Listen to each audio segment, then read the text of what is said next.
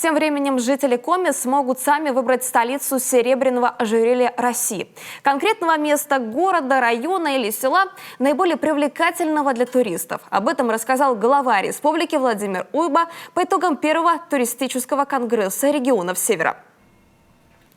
Одно из таких серьезных и ответственных решений, которое было принято на этом конгрессе, это что в год векового юбилея Республики Коми мы станем переходящей столицей межрегионального проекта «Серебряное ожерелье России».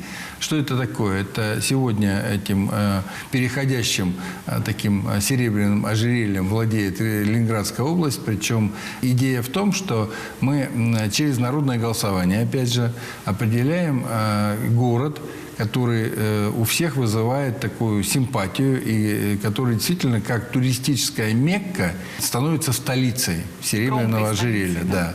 И вот мы эту работу будем проводить с тем, чтобы в августе, как раз к столетию Республики Коми, такая у нас новая столица, именно туристическая столица, это вовсе не значит, что это будет там, например, Сыктывкар или какой-то другой крупный город, это может быть как раз место, да? Место, да, сельское поселение, место, которое действительно вот является таким привлекательным и имеет все характеристики вот такого туристического места.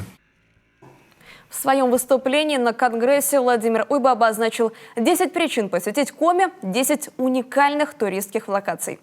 Величественная гора Монорага и седьмое чудо России плато Мань-Пупунер. Вот главные точки на туристской карте Коми. А еще у нас национальный парк Юга-2, Печора-Илочский заповедник, села Усыльма, Ижма, Иб, Керчомья. Эти и другие места могут стать магнитом для путешественников.